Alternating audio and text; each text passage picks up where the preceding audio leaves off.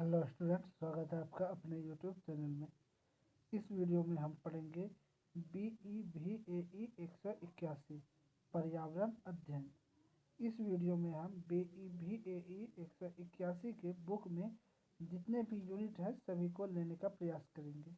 इस वीडियो में हम BEVAE 181 के पूरे बुक को कवर करने वाले हैं।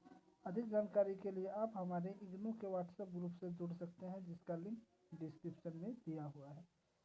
बिना समय खर्च किए चलिए वीडियो स्टार्ट करते हैं। पर्यावरण अध्ययन में सबसे पहले जो टॉपिक आता है ये पढ़ लीजिए, ध्यान से सुन लीजिए। पहला टॉपिक आता है प्रदूषण और दूसरा आता है आपदा। ये हर एग्जाम में पूछा ही जाता है। पहला हुआ कि प्रदूषण क्या है। प्रदूषण मतलब वह कोई प्रकार का गंदगी जिससे बहुत सारी बीमारी होती है। मानव के द्वारा किए गए कोई भी गंदगी से वो उपज होता है। प्रदूषण तीन प्रकार का होता है। एक होता है जल प्रदूषण, एक होता है वायु प्रदूषण, एक होता है ध्वनि प्रदूषण। जल प्रदूषण मतलब जल हम लोग क्या यूज़ करते हैं, उसे पीने के लिए यूज़ करते हैं, उसे हम स्नान करते हैं, पशु पक्षी जल को पीते हैं। जल में इंसान के द्वारा की गई गंदगी बहाव से जल प्रदूषित हो जाता है, उसे ही जल प्रदूषण कहते हैं।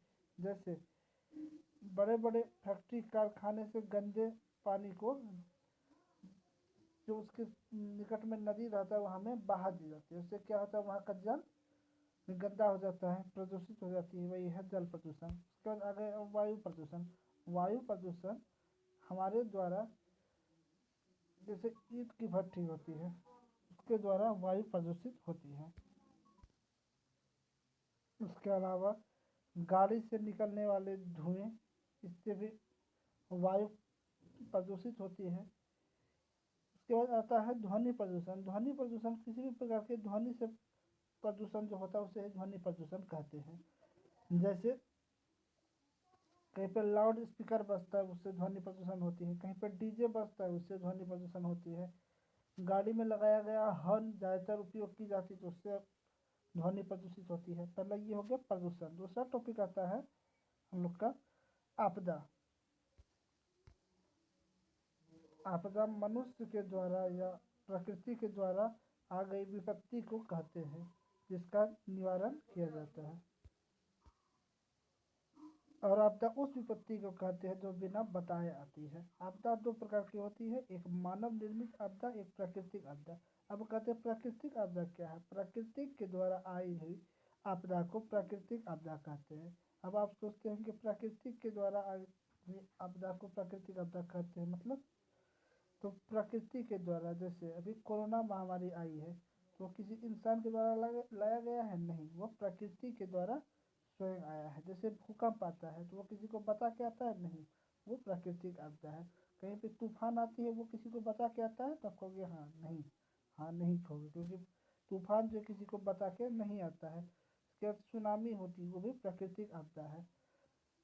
अब आता है मानव निर्मित आपदा क्या है। मानव के द्वारा आई हुई आपदा जो मानव के द्वारा आती है, जैसे आतंकवाद, बम विस्फोट, जहरीली गैस बनाई जाती है, उससे अगर कुछ दुष्परिणाम हो जाए तो वो। अब आता है इस आपदा को रोकने के उपाय, अर्थात आपदा का प्रबंधन करना, ये आपदा प्रबंधन कहलाता है। ये हो गया हम लोग का दो इम्पोर्टेंट टॉपिक जो एग्जाम में आने की 100% संभावना है।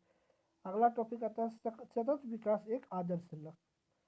सतत विकास एक आदर्श लक्ष्य है जिसकी प्राप्ति के लिए सभी मानव समाजों को प्रयत्नशील रहना चाहिए। वास्तव में विकास को केवल देश के आर्थिक विकास से जोड़कर नहीं देखा जाना चाहिए।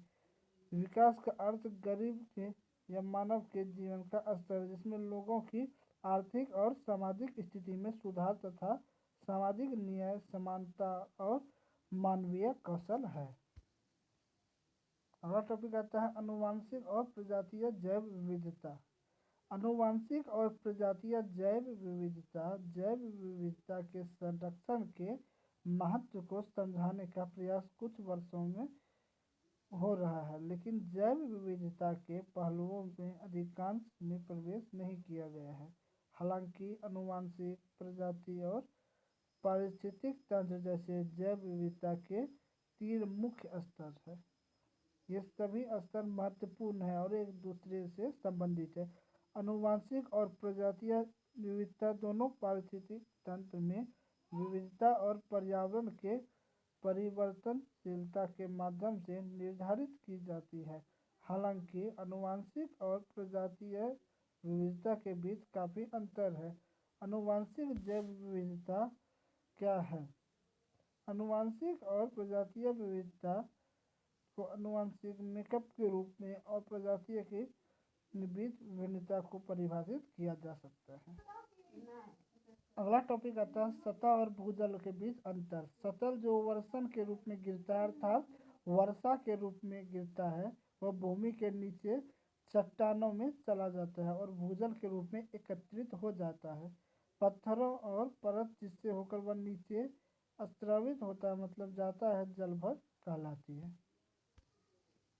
अगला टॉपिक है पर्यावरण क्या है? पर्यावरण वह है जो कि प्रत्येक जीव के साथ जुड़ा होता है, हमारे चारों तरफ हमेशा व्याप्त होता है अर्थात हमारे चारों ओर के आवरण को पर्यावरण कहते हैं। जैसे हमारे चारों ओर क्या है?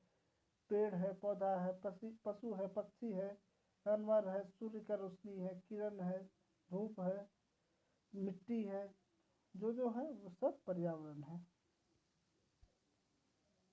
अगला टॉपिक आता है वन पारिस्थितिकी। वन पारिस्थितिकी वन में परस्पर संबंधित परिस्थितियों, प्रक्रियाओं, वनस्पतियों, पशुओं और पारिस्थितिकी तंत्रों का वैज्ञानिक अध्ययन है।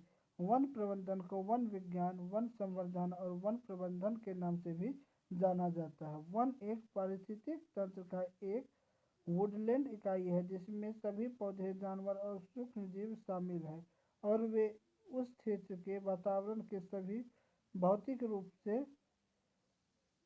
मृत कारकों के साथ मिलकर कार्य करते हैं।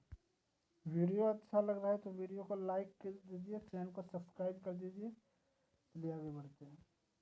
तो हम लोग का वीडियो समाप्त हो गया है। वीडियो अच्छा लगा तो चैनल को सब्सक्राइब कर दीजिए। हमारे वेबसाइट www.hindikabhi.com सब्सक्राइब कर लीजिए।